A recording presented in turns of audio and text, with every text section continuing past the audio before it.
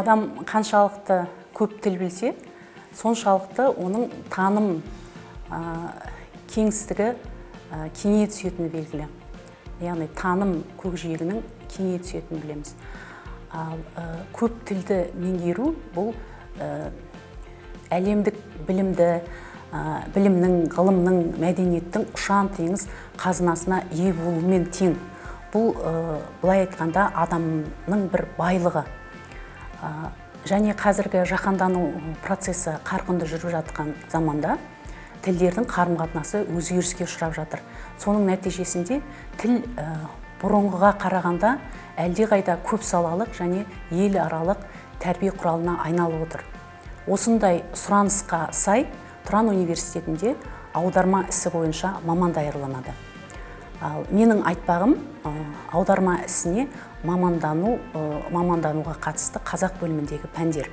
Атап айтқанда бұл пәндер тіл біліміне кіріспе, қазіргі қазақ тілі, қазақ тілінің стилистикасы және сөйлеу мәдениеті деген пәндер.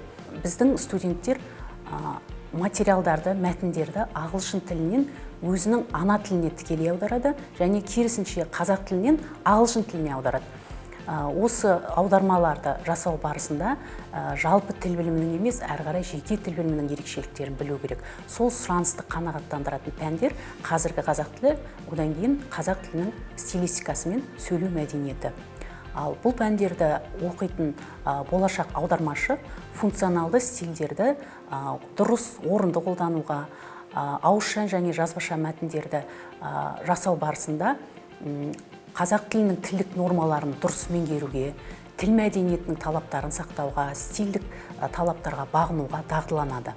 Бүгінгідей бәсекелестік заманда кез келген маманға қойылатын талап қатаң. Әсіресе аударма ісінің маманы аударма жасау барысында стандарт тілдік бірліктерді дұрыс қолдануға және нәтижесінде тіл мәдениетін шебер меңгеруге, әдеби тілде дұрыс сөйлеуге міндетті.